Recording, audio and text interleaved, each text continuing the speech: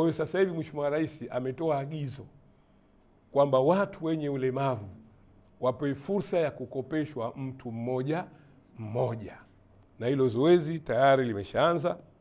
Na siku tu ambayo Mheshimiwa Rais mara tu baada ya uchaguzi alipotoa hilo agizo, tayari milioni 82 zimeshatoka, na bado kuna maombi mengine yanaendelea. Inawezekana leo tuko hapa tayari kuna wale wengine ambao waliojaza fomu tayari watakuwa wameshapata hizo fedha. Lakini vile vile siku ya maadhimisho ya siku ya watu wenye ulemavu pale Tunguu, Mheshimiwa Rais alikuja kukabidhi baskeli za watu wenye ulemavu, au tunaita vigari vya watu wenye ulemavu.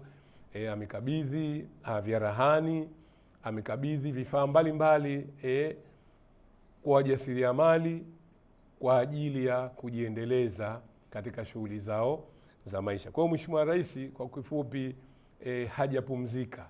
Mara tu baada ya kumaliza uchaguzi tayari uko kazini, na watu wenye ulemavu tayari wameshafaidika na vitu mbalimbali ambavyo Mheshimiwa Rais amevitoa. Lakini vile vile ofisi imetoa jumla vifaa saidizi 773 yenye thamani ya shilingi milioni 320 samani, vikijumuisha hizo baskeli za moto. Siku hizi kuna zile moto wheelchairs ambazo sio lazima mtu akusukume, unaweza ukapresi mwenyewe hivi ukawa naenda. Lakini vile vile kuna zile sunscreen ambazo wenzetu hasa wenye albino macho yao kidogo yanapata changamoto, kwa hiyo wanavaa zile. Lakini vile na lotion ambayo inasaidia kuzuia mionzi ya jua kuharibu ngozi yao vile vile. Kwa hiyo tayari idara ya watu wenye ulemavu tayari imeshapata hivyo vifaa na tayari tumeshawakabidhi wananchi mbalimbali. Lakini vile vile ofisi imetoa vifaa mbalimbali kwa ajili ya watu wenye ulemavu wenye thamani ya milioni 574 kwa kushirikiana na taasisi ya Qatar Charity Organization, ikijumuisha mashine za kusagia nafaka, ambapo sasa hivi tayari kuna watu huko vijijini tayari wameshaanza uzalishaji kwa watu wenye ulemavu. Lakini vile vile kama nilivyoelezea mwanzo, vitambaa, nyuzi, mikasi, zipu na meza, viti na visanduku tayari tumeshawapa watu wenye ulemavu wanaendelea kufanya shughuli zao za kujikimu na maisha. Unapozungumzia masuala ya watu wenye ulemavu huyazungumzii katika ile toni yenyewe, kwa sababu ile athari yake inaweza kuwa unaifikiria tu lakini huijui. Lakini sasa hivi nafikiri mkiangalia ustawi wa jamii pale, waziri, katibu mkuu wanafanya kazi vizuri, na ndio maana haya maendeleo yamepatikana kwa kipindi kifupi kutokana na ile effort yao. Wanamshauri vyema Mheshimiwa Rais, tufanyie hili, tufanyie, tuwafanyie hivyo watu wetu, na mambo yanakwenda vizuri. Kwa hiyo tuendelee kumpongeza Mheshimiwa Rais wetu kwa kazi kubwa ambayo anaifanya katika kuboresha maisha ya watu wenye ulemavu. Lakini vile vile serikali imeimarisha mahusiano na taasisi ya Qatar Charity Organization kwa ajili ya kujenga kituo cha utoaji wa huduma za kijamii kwa watu wenye ulemavu, ambapo kitajumuisha ujenzi wa shule, kituo cha marekebisho pamoja na nyumba za makazi za watu wenye ulemavu. Serikali imeweza kutoa eneo lenye ukubwa wa mita mraba ya mita 9756 ambalo limekabidhiwa kwa Baraza la Watu wenye Ulemavu hivi karibuni pale Kibele, na kwa Shijuaza Chuini vile vile na wao wameweza kukabidhiwa eneo ambalo lina hekta karibu 1270 kwa Juaza pale Chuini. Maeneo yote hayo yanalenga kutoa huduma hasa kwa jamii ya watu wenye ulemavu. Kuna sera ambayo imeshafika serikalini kwa ajili ya kufanywa maamuzi ili kuweza kuhakikisha kwamba tunatoa huduma kwa watu wenye VVU, lakini vile vile tunapambana na unyanyapaa, lakini vile vile tunatoa mashirikiano kwa watu wenye virusi vya ukimwi. Unajua maradhi haya hayachagui. Maradhi haya mtu yoyote anaweza akampata. Hivi sasa hivi mpaka tunao watoto mayatima ambao wamepata maambukizi ya maradhi ya virusi vya ukimwi. Hawajapata maradhi, lakini yale maambukizi wanaishi nayo.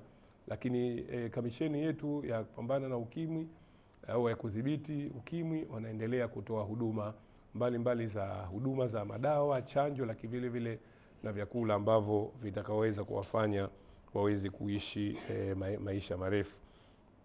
Vile vile afisi imefanya utafiti wa hali ya ukimwi kwa kipindi cha miaka 5, 2022 au 2023, na kubaini jumla ya watu wanaoishi na virusi vya ukimwi inaendelea kuwa ya chini ya 1%. Aidha, tafiti zimeonyesha kuwa 0.4% ya wakazi wa Zanzibar wanaishi na virusi vya ukimwi, ikiwa ni sawa na watu 10,580. Kwa Unguja 0.5, na kwa upande wa Pemba ni 0.3. Pia utafiti huo umeonyesha kwamba, hapa naomba kidogo mnisikilize vizuri wananchi. Yaani hapa inasema pia utafiti huo unaonyesha kwamba mkoa wa Kusini Unguja una kiwango kikubwa cha watu wanaoishi na virusi vya ukimwi. Kwa mtu wa kawaida ukimuuliza, sasa hebu niambie virusi vya ukimwi wapi unategemea maambukizi yatakuwa mengi, atakwambia mkoa wa Mjini na Magharibi, kwa sababu hapa ndio jaani hapa.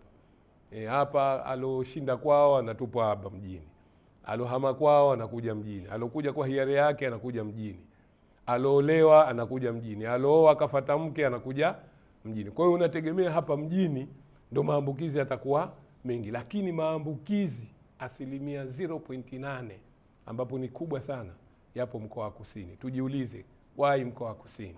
Tuone 0.8 maambukizi yapo mkoa wa Kusini, na 0.7 mkoa wa Kaskazini Unguja, lakini vile vile mkoa wa Kusini Pemba ni 0.5%, mkoa Mjini na Magharibi 0.4. Sasa angalia, mkoa Mjini Magharibi ndio umeshindwa. Kama kungekuwa kuna mashindano, basi mkoa Mjini na Magharibi umetokea wa 4. Kwa hiyo tujitahidi sana vile tujipigie makofi, lakini kujipigia makofi isiwe tena kwenda kusherehekea huko, hapana. Kwa hiyo tuendeleeni kujitahidi kujidhibiti.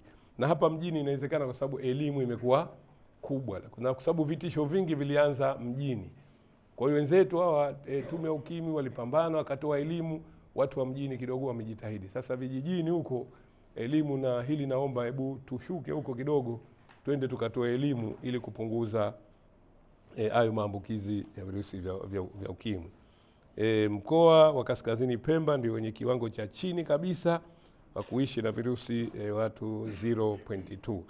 Mafanikio haya yametokana na utekelezaji wa mkakati wa kutokomeza ukimwi ifikapo mwaka 2030. Unajua sisi tuna mkakati wetu pale ofisini kwamba tunasema walikuwa wameshapata maambukizi, wale huna vya kuwafanya, wale kuwa maintain, kuendelea kulinda afya zao, lakini vile vile kutoa elimu wasiambukize watu wengine. Lakini mapambano yetu tusiongeze ile idadi ya maambukizi. Kwa hiyo maana tunataka mpaka ikifika mwaka 2030 tuwe tuna 0.000, yani hakuna mtu ambaye alopata maambukizi ya ukimwi. Kwa hiyo tukijitahidi kutoa elimu, timu yetu hapa, nafikiri hiyo asilimia tutaweza kufika. Afisi vile vile imeendelea kuwapatia elimu ya VVU na afya ya uzazi vijana katika ngazi mbalimbali, ikiwemo vyuo vikuu na vya kati, ambapo jumla ya vijana 92,388